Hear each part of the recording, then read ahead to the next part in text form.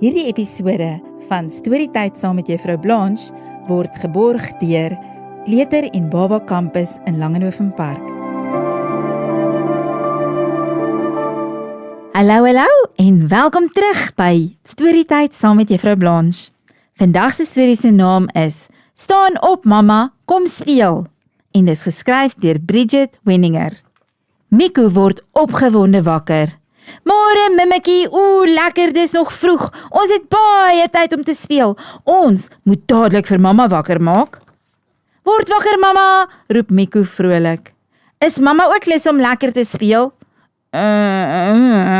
Mompel mamma onder die doofy. Nee, Miku verstaan dit glad nie. Wil mamma dan nog verder slaap? O ja, asseblief, fluister mamma.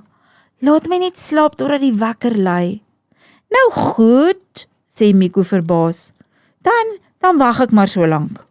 Miku neem mamma se wekker saam. Hy weet presies wanneer dit gaan lui, wanneer die dun, lang wyser en die klein, kort wysertjie bo oor mekaar staan. Maar nou is dit nog so lank om te wag.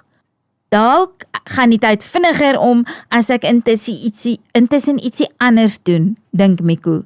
Maar wat? Miku wikkel eers sy tone en dan wikkel hy sy ore.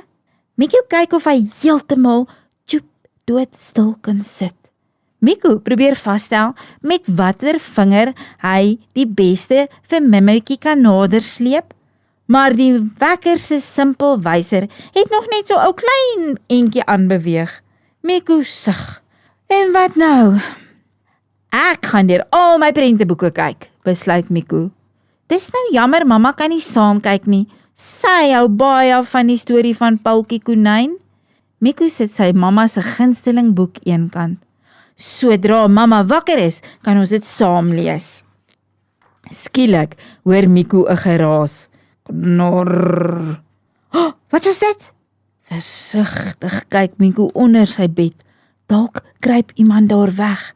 Maar daar lê net een verkrekelde ou sokkie.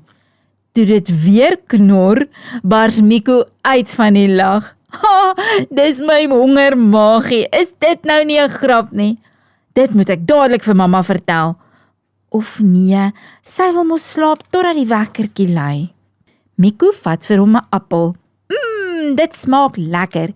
Miku kou dat die sop so spat. Dis so jammer, mamma kan nie saam eet nie. So 'n lekker appel het sy beslis nog nooit geëet nie. Miku eet net die helfte van die appel, die ander helfte bære hy vir mamma. Maar die wekker wil nog steeds nie lui nie.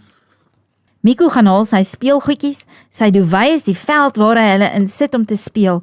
Oral maak hy die figuurtjies staan. Kyk hoe oulik lyk dit, roep hy opgewonde. Mamma moet dadelik kom kyk. Maar die wekker wil nog steeds nie lui nie. Sug Miku, wat gaan ek nou nog doen? Hoi, ek weet wat, ek gaan vir mamma 'n verrassing maak. Miku gaan haal linte en geskenkpapier uit die goederslaai. Nou moet ek wikkel, sê hy vir Mimmetjie. As ek betyds wil klaar kry, sal ek my rietjies moet roer. Kort daarna sluip Miku weer by mamma se kamer binne. Hy dra 'n klein bont pakkie. Baie versigtig sit hy die verrassing langs mamma se bed neer. En toe gaan sit hy ook daar en wag. Net toe is die tyd om. Tring, tring, tring, tring. Mamma vlieg oorrent.